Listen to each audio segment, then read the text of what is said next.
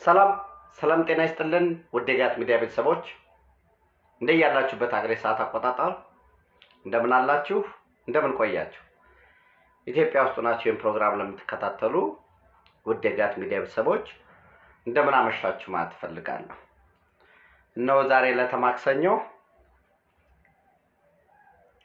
14/8 ወር 2017 ወርሃ ሚያዝያ በኢትዮጵያ ዘመን አቆጣጠር April 22, 2025 በጎርጎሳውያን የዘመን አቆጣጠር መሰረት የጋት ዕለታዊ አጫጭር መረጃዎች በአንድ ጉዳይ ደግሞ የግል መልከታዬን ወደ እናንተ አድርሳለሁ እናንተም በተነሳው ጉዳይ ስለ ጅቡቲ አጥር ያለ መልከታዬን አነሳለሁኝ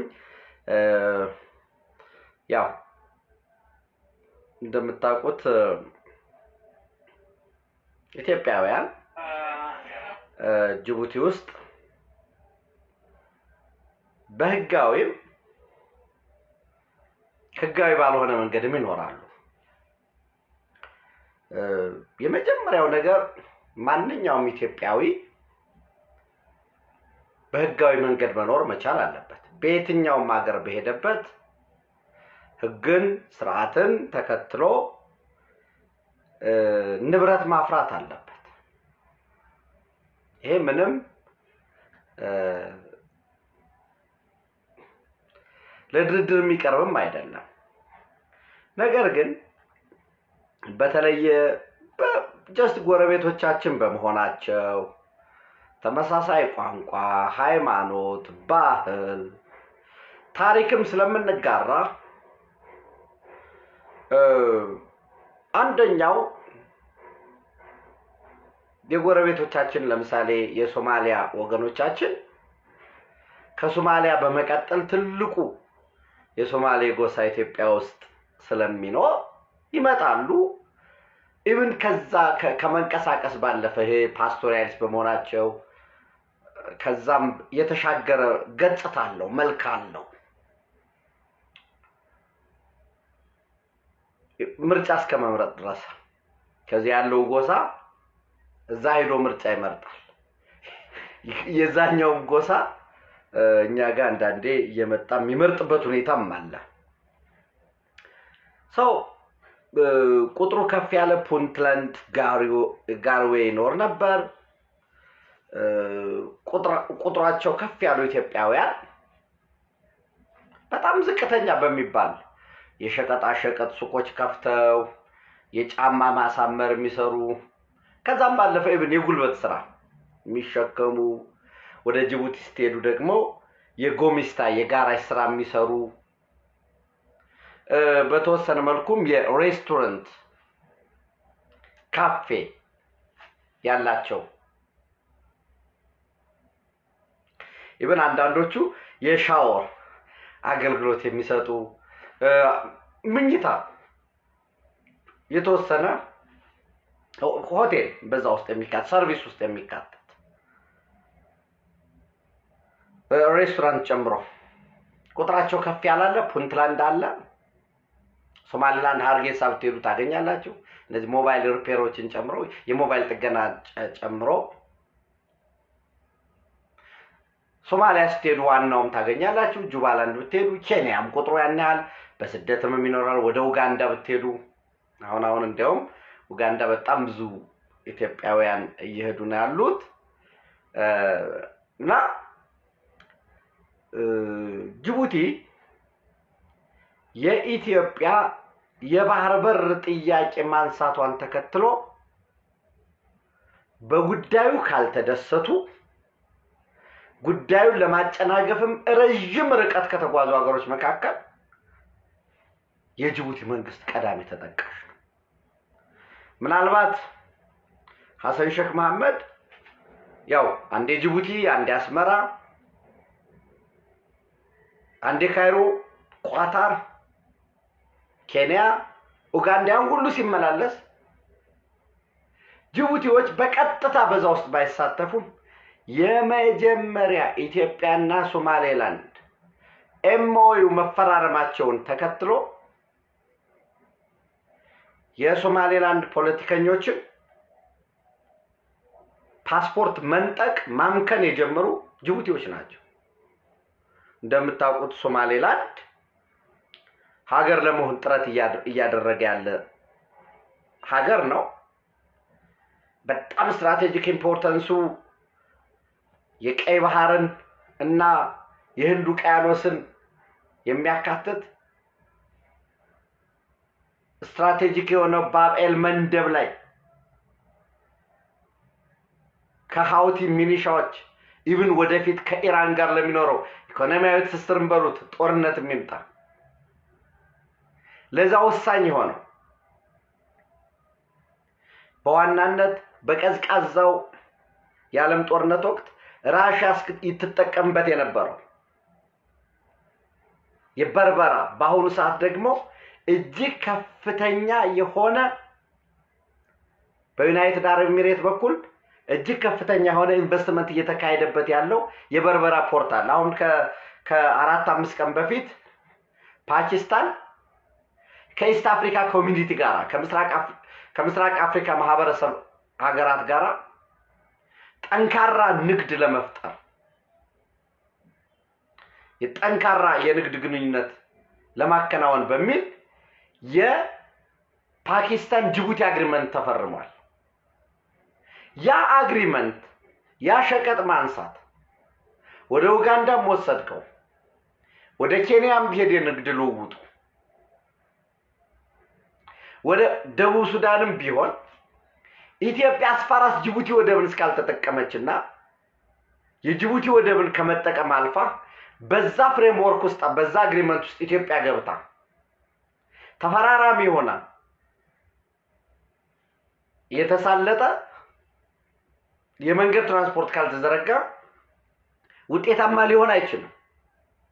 የጅቡቲ ስትራቴጂክ ኢምፖርታንስ እየቀነሰ ነው የመጣው። ኢምፕሊኬሽን ይታያል ወደ ሆነ ልማት በመትገቡበት ወቅት ማለት ነው። በዚህ ሁኔታ ኢትዮጵያ የራሷን የባህር በር ያስፈልገኛል ኔቪ ፎርስ ህልውና የተወሰነው በዚህ የወጭና ገቢ ንግዴ የተወሰነው በቀይ ባህር ላይ ስለሆነ የቀይ ባህርን ደግሞ ከርቀት ቁጭ ብዬ የማየው አይደለም ተዋናኝ መሆን መቻል አለብኝ። ችግሩ የሚጎዳይ ከሆነ የሰላም መደፍረሱ የሚጎዳይ ከሆነ ሰላም እንዲመጣ አብሬ ስቴክሆልደር መሆን አለብኝ የሚለው የኢትዮጵያ መንግስት ፍላጎት ከሶማሌላንድ ጋር ደግሞ የተፈጸመው ያ ሜሞራንደም ኦፍ አንደርስታንዲንግ የመጨረሻ ያበሳጫቸው ጅቡቲዎችን ነው። እንዳልኳችሁ አስቀድሜ የሶማሌላንድ ፖለቲከኞች ስኮለርስ ኢሊት የሚባለው ነጋዴዎችን በሙሉ ፓስፖርታቸውን ያመከሉት ከኢትዮጵያ ጋር የተፈጸመውን ሜሞራንደም ኦፍ አንደርስታንዲንግ አውግዙ ሂዱ ኢትዮጵያ ተስጣችሁ ፓስፖርት የኛን ፓስፖርት መጠቀም አትችሉም በሚል በአደባባይም ውስጥ ለውስጥም የሶማሊያን የግዛት አንድነትና ሉዓላዊነት እንደግፋለን ብቻም አይደለም የዲፕሎማሲ ዘመቻ ነው የጀመሩት። ከጎን መጀመሪያ ታስታውሱ ከነበረ አውዳል የሚባለው ስቴት ነበር ሰልፍ ሲወጣ የነበረው ኢቭን ወደ ኢትዮጵያ መካተት እንፈልጋለን ኢትዮጵያ ወደባችንን ትጠቀም የሚል ጥያቄ ያነሳ ነበር። ነው የኢትዮጵያ መንግስት ደግሞ ውል ምናደርገው እንደሌላው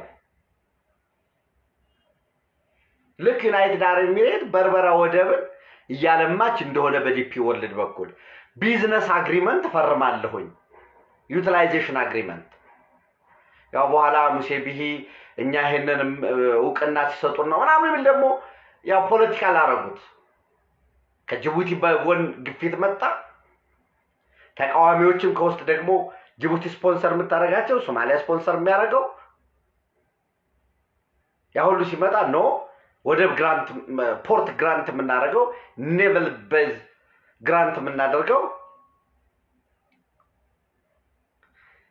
ሪኮግኒሽን ሲሰጠን ነው የሚል ሜሞራንደም ኦፍ አንደርስታንዲንግ የሚለው ኢትዮጵያ ለሶማሌላንድ እውቅና በምትሰጥበት ሁኔታ ታጤነዋለች ነው የሚለው። ያንን አጠቃላይ ማምከን ነው የጀመሩት። አንድ በጣም ከፍተኛ የሆነ ጫና ነው የፈጠሩት። ይሄ ምን አመጣ? ውሰዱ ታጁራ ፖርትን የሚል ደግሞ ጥያቄ አቀረቡ። የኢትዮጵያ ጥያቄ የማሪታይም ክሌም መሆኑን ያወቁ የኔቪዋን ማስፈር እንደምትፈልግ ያወቁ ግን ታጁራ ወደብን ውሰዱ አሉ። በነገራችን ላይ እንድታውቁት የኢትዮጵያ መንግስት እስከ ድንበር ድረስ ኮንክሪት አስፋልት ሰርቶ ነበር ወደ ታጁራ ፖርት የሚያደርሰው። የጅቡቲ መንግስት ስራ ስሩልን ይሄንን ታጁራ የሚያደርስ መንገድ ሲባሉ ለባለፉት 4-5 አመታት ከመንግስት ተደጋጋሚ እየተጠየቁ ከፈለጋችሁ እናንተ ታጁራ ፖርት ድረስ አስፋልት ስሩ የሚል ነበር መልስ ሰጡ የነበሩት። ልክ ኢትዮጵያ ከሶማሌላንድ ጋር ሄል ስትፈራረም ግን በልዩ ትኩረት አስፋልቱን ሰሩት። ከኢትዮጵያ ድንበር እስከ ታጁራ ፖርት የሚወስደው ማለት ነው። ዘውሰዱ በራሳቸው አድሚኒስትሬሽን ምንድነው ማኔጅመንቱ በራሳቸው አድርጉና ወሰዱ አሉ። ኦኬ አንድ ጥሩ እሱ ነው። ከዛስ ኔቪውን ደግሞ የምናሰፍርበት ልክ እንደሌላው ለፈረንሳይ እንደፈቀዳችሁት፣ ለጣሊያን እንደፈቀዳችሁት፣ ለስፔን እንደፈቀዳችሁት፣ ለቻይና እንደፈቀዳችሁት፣ ጀርመን እንዳለው ለኢትዮጵያ ፍቀዱ።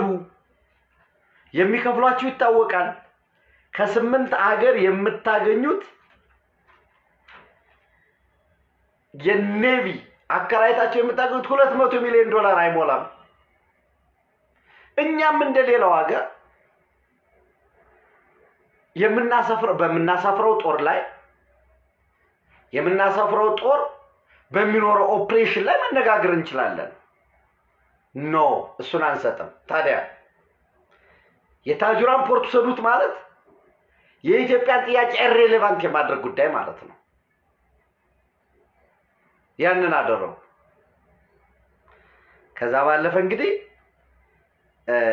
እየዞሩ እንደሌላው በአደባባይ አይደለም እየዞሩ በተደጋጋሚ ሐሰን ሼክ መሐመድ እየዞረ ጅቡቲ የሚሄደው ለምንም አይደለም። ኢትዮጵያ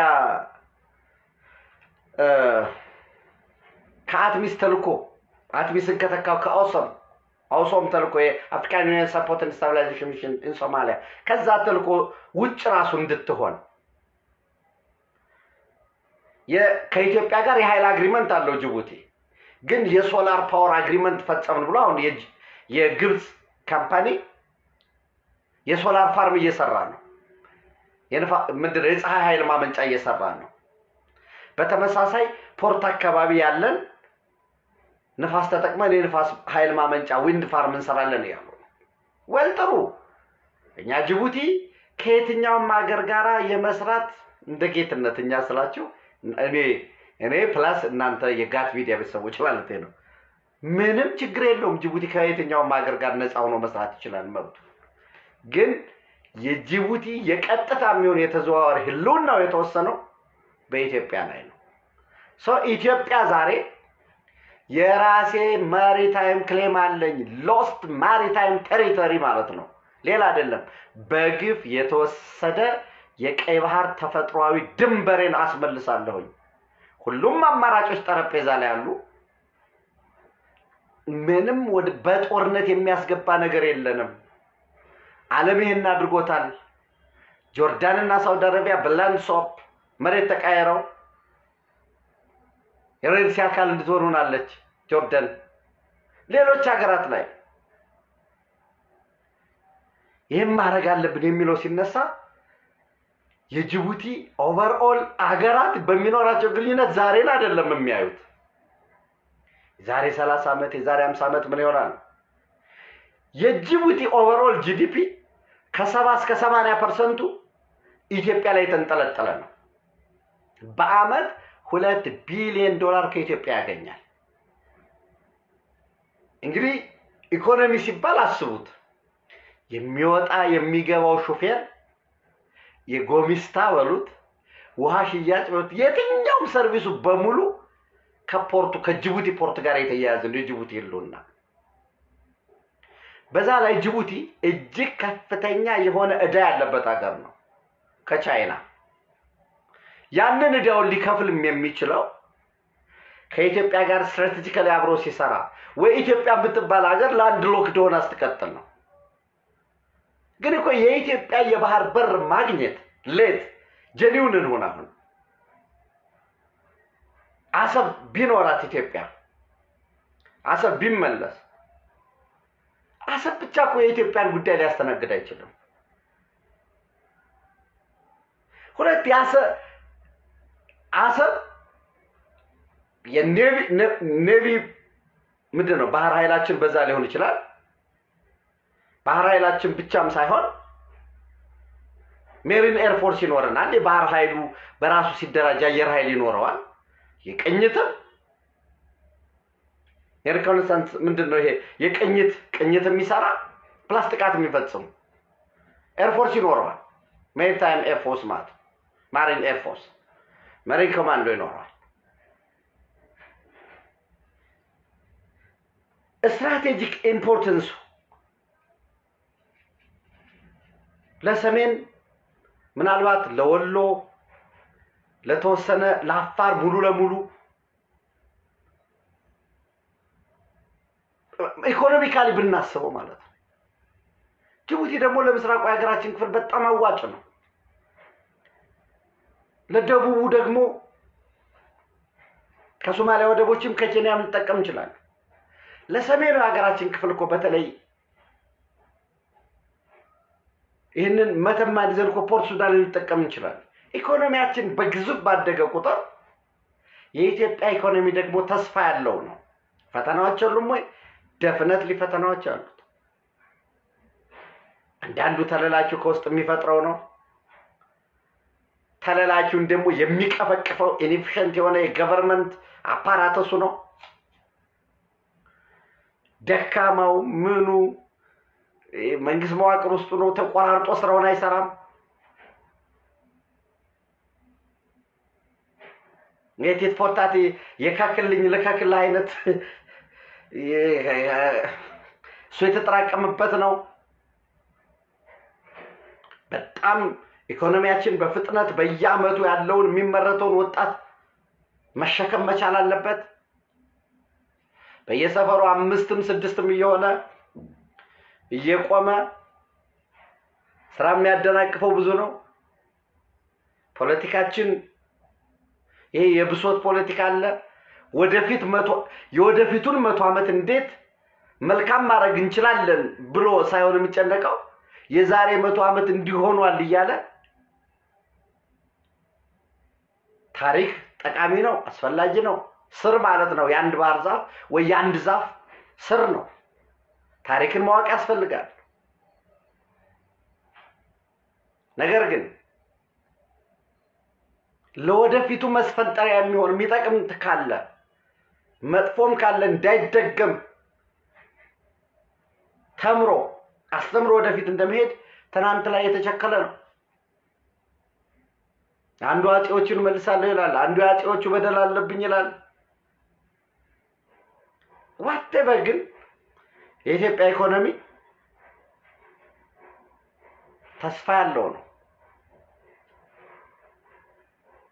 በፍጥነት እያደገ ያለ ነው። ሬዚሊየንት ነው። ፈተናዎችን ሁሉ ተቋቁሞ በዚህ ሁሉ ፈተናም ሳይበገር እያደገ ያለ ነው። ራሽያ ጅቡቲ ያለው የራሽያ እና የሶማሊያ ጅቡቲ ላይ ያለው በራሽያ የጅቡቲና የሶማሊያ ወኪል የሆነ ኤምባሲ ለሶማሌላንድ የጻፈውን ደብዳቤ አይታችሁታል ብዬ ተስፋ አደርጋለሁ። ፌብሩዋሪ ላይ የጻፈው ደብዳቤ እና በዛ ደብዳቤ ምን ይላል? 2 መልእክተኞች ልከናል እና እነዚህ መልእክተኞቻችንን ተቀብላችሁ እንድታስተናግዱልን ምንድነው Russia joins the global race for strategic access to Somaliland Berbera port ብሎ ደብዳቤው ምንድነው የሚለው? I present my heartfelt compliments and have the honor to convey the following ብሎ ሁለት ሰዎች መላካቸውን ደብዳቤው የተጻፈው ፌብሩዋሪ 5 2025 ነው ለሶማሊላንድ ፕሬዝዳንት His Excellency Mr. Abdirahman Mohammed Abdullah Hilal President of Somaliland February 5 2025 ነው እና እነኚህ Mir Andrew Plentive and Mir Roslav Panus counselors of the Russian embassy in Djibouti are planning to visit Hargeisa from 10 to 13 February 2025 ይላልና ምንድነው የሚለው they would also like to travel to the city of Berbera to see the potential of the seaport as part of possible economic cooperation project with the Russian regions ይላል ከራሻ ክልሎች ጋር ያው ራሻ ሶማሊላንድ እንዲሏት politically እውቅና ሰጠች ምናምን የሚለው ደግሞ ሌላ እንትን ዲቤቱን አይፈልጉት ግን ከሪጅኖች ጋር ሰው በተመሳሳይ አሜሪካ ጅቡቲ ላይ ያለውን ኔቨል ፎርሳቸውን ወደ በርበራ ማዞር አለ ዩናይትድ አረብ ኤሚሬት ዲፒ ወርልድን ከጅቡቲ ፖርት አባረውታል ለዛ ነው ወዲያውኑ በርበራ ፖርትን ማልማት የጀመረው የእስራኤል ጥያቄ አለ እንግሊዝ ውስጥ ያሉት የፓርላማ አባላት በጣም ፑሽ እያደረጉ ነው ጅቡቲ ደግሞ 70-80% በኢትዮጵያ ላይ የተንጠለጠለ ነው አዎኛ ደግሞ 90% and 95%ችን የወጭ ገቢ ንግዳችን ጅቡቲ ላይ የተንጠለጠለ ነው ያ ስለሆነ ነው በጣም ብዙ ነገሮች ሲደረጉ እንዳላየ ታልፋለህ ምክንያቱም እስቀድም ያልኳችሁ ጅቡቲ ከኢትዮጵያ እንዲያል ኃይል ጨመርልኝ ማለት ይችላል ግን የሶላር ፋርም እያለማን ነው ይልሃል የዊንድ ፋርም እያለማን ነው ከኢትዮጵያ ነው ንጹሃ ከኢትዮጵያ ነው አትክልት የሚያገኙ ግን ከሶማሊያ የሚያገኙበትን መንገድ በጣም ብዙ ሰቦታጅ ሳለ ኢትዮጵያ ተገፋሁኝ ብላ ልክ እንደ ጸባጫሪ እንድትታይ ከግብጽ በኩል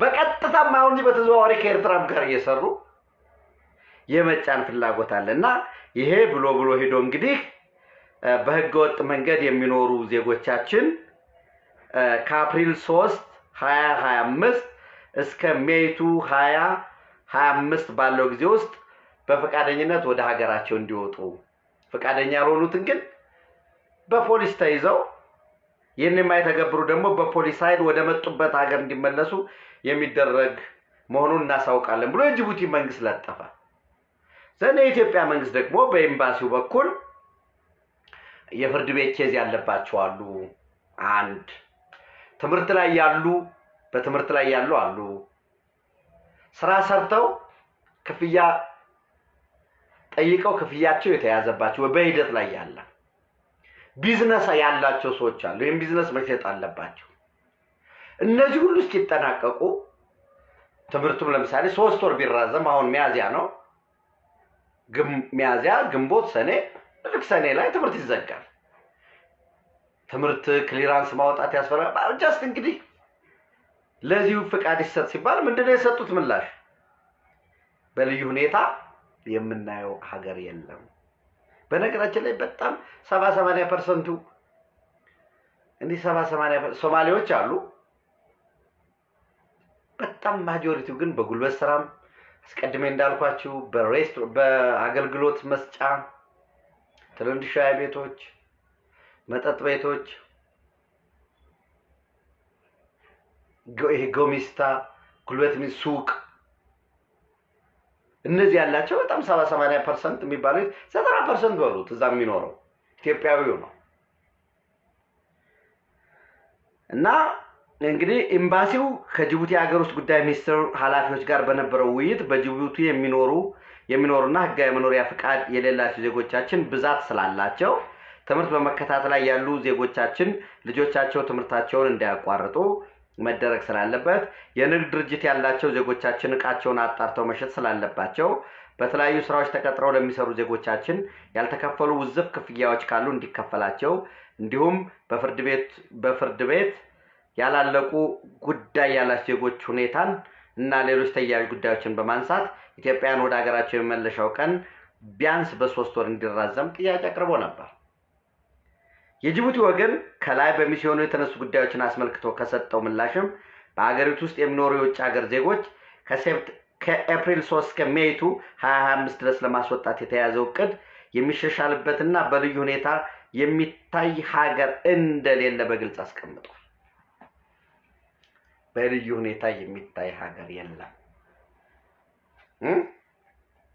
እና አንዳንድ ሰው አለሁ ማህበራዊ ሚዲያ ላይ ይሄው በቃ ዲፕሎማሲያችን ወድቆ ምናምን ይላል። ያሳዝናል። ኢትዮጵያ ትልቅ ሀገር ነው። ይሄ ዲፕሎማሲያችን ውድቀት አይደለም። በሽታውን እናክም ወይስ ምልክቱን ነው? በሽታውን የምናክም ከሆነ ህመም አለው። ያ ትልቁ በሽታ ኢትዮጵያን የሚያህል ሀገር ግዴለም ምን ያህል ብሔርተኛም ለሆነ የሆነ ብሔር ጠርቶ የዛ ብሔርተኛ ነው የሚልም ከሆነ በቃ ያንተን ብሔር የሚያክል ህዝብ የሚያክል የቆዳ ስፋት ባለው እቺ ከጅቡቲ የሚያንስ ቁጥር ያለው ብሔር የለም። ይሄ ብሔርተኛ ከሆነ እንዴት ጅቡቲ ላይ እንጠለጠላል? እና አንዳንዱ ሲተነትኑ ይሄው በቃ የባህር በር ጥያቄ አንስተን ከጅቡቲ ጋር ያለን ግንኙነት ለምን ፈተናዎች አሉ። ተርቴን ታረጋዋል።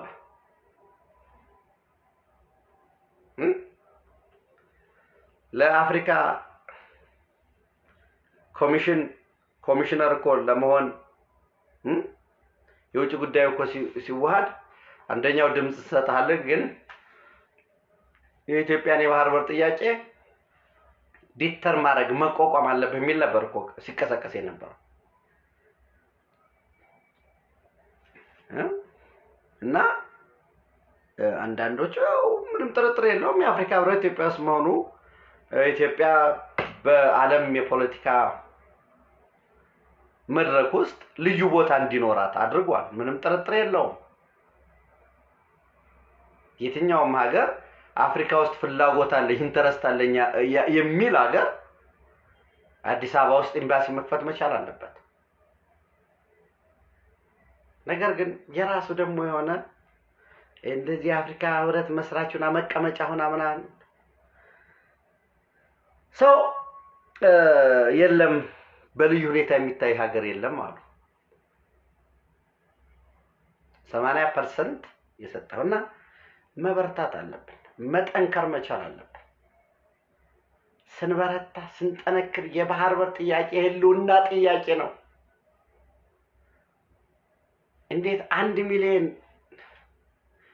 የሚሆን ህዝብ የሌለው በኢትዮጵያ ላይ የተንጠለጠለ መብራት በራሳችን የምንሰጠው ውሃ ጣርተን ትሪት አድርገን ንጹህ ውሃ የምንሰጠው ፍሬሽ አትክልት የምንሰጠው የሀገር ነው። ኢትዮጵያ ለምን የባህር በር ትጠይቃለች ብሎ እድሜ ልክህን ጥገኛ መሆን አለበት ብሎ የሀገር ራሱ ጅቡቲን ሀገር አድርገን እንደ ሀገር ዓለም ካርታ ላይ እንዲቆም ያደረገችው ኢትዮጵያ ጅቡቲ ላይ የተንጠለጠለ ጅቡቲ ላይ የተጣበቀ ኢኮኖሚ ስላላት ኢትዮጵያ የባህር በር ያላት ቀን ጅቡቲ የሚባለው ሀገር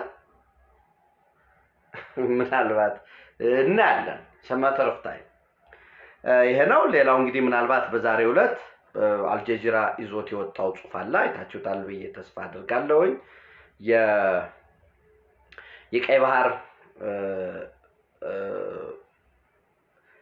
የቀይ ባህር አፋር ዲሞክራሲያዊ ድርጅት የዛ ሊቀመንበር ጽሑፍን ይዞ ወጥቷል። The world must away from the global spotlight, Eritreans are trapped in a garrison state ይላል። እንግዲህ ይሄ ጋሪሰን ስቴት የሚባለው just ጦረኛ መንግስት ተዋጊ መንግስት ማለት እና በዝርዝር በዛ ውስጥ ኢብራሂም ሃሩን የሬድ ሲ አፋር ዲሞክራቲክ ኦርጋናይዜሽን ሊቀመንበር በጣም ብዙ ጉዳዮችን ያነሳሉ። ሜይ 2001 ላይ 15 ከኢሳያስ አፈወርቂ ጋራ በትጥቅ ትግል ወቅት አብሮት የታጠቁ ሶስቶቹ ውጪ ይኖሩ የነበሩ ሌሎች 12ቱ ደግሞ ኤርትራ ውስጥ የነበሩ ህገ መንግስት ምርጫ ይደረግ ህግና ህጋዊ ስርዓት ይተግበር የሚል ነገር ሲያነሱ አንደኛው ይቅርታ ጠይቆ ያው እንግዲህ ሂሱን ውጦ በሚባለው በኢህአዴግ ቋንቋ አብሮ ሲቀጥል ከኢሳያስ ጋር ሌሎች 11ዱ ግን ለባለፉት 23 ዓመታት ያሉበት ቦታ አይታወቅም ይኑሩ ይሙቱ አይታወቅም ኢሳያስ what is the modus vivendi of president ኢሳያስ ይላል የህልውናው የኑባሬው መገለጫው ያለ ጦርነት መኖር የማይችል ነው በሱዳን እርስ በርስ ጦርነት ውስጥ በግልጽ እየተሳተፈ ነው ዓለም የሚያውቀው ነው አሁን ኤርትራን ዓለም ትኩረት ያደረገው agitating war with ኢትዮጵያ ከኢትዮጵያ ጋራ ጦርነቱ ስለመግባት ስለሚያሟሙቅ ነው ምናልባት ይህን ጦርነት ዓለም በሆነ መንገድ ሊያስቀር ይችል ይሆናል የኤርትራውያንን ሰቆቃና ግፍ ግን ሊያይልን ይገባል የሚል ሰፊ ሀተታ ሰፊ ጽሁፍ ጽፈዋል ይህንን አልጀዚራ አውጥቶታል እንግዲህ ይህንን ሆኖ ወዲያውኑ የናሽናል ኤሪትሪያ የሚል ምን አለ ናሽናል ኤሪትሪያ ይሄንን ጽሁፍ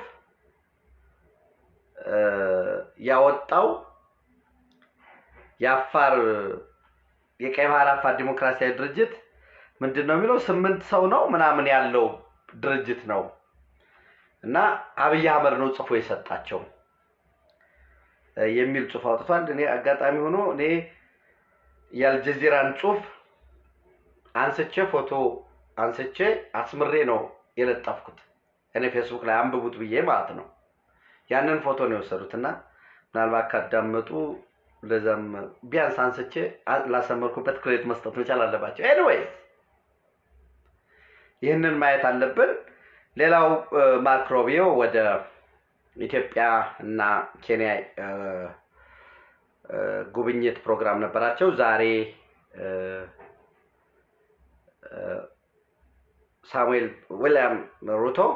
ዊሊያም ሩቶ የኬንያ ፕሬዝዳንት ወደ ቻይና ለ5 ቀን ኦፊሻላዊ ጉብኝት መሄዳቸውን ተከትሎ ጉብኝቱ ተራዝሟል ምናልባት በመጨረሻም ስለ ትግራይ ዝማንልም የሚል አንድ የሲቪክ ማህበረሰብ ድርጅት ጉዳዮችን ጠቅሶ ወደ 8 ነጥቦችን አካታች መሆን ነበረበት ለአንድ ቡድን ያደላ ነው የሚል ጉዳዮችን ጠቅሶ ለታደሰ ወረደ ቅሬታውን አቅርቧል የጠቅላይ ሚኒስትሩ የምስራቅ አፍሪካ ጉዳዮች አማካሪ አቶ ጌታቸው ረዳም ለትግራይ ህዝብ መታገሌን አላቆምም በጭጋቢ ከዚህ በፊትም ስለተሸለምኩ ስላለኝ ለጋዩ ሽልማት ወደ መቀሌ አልሄድም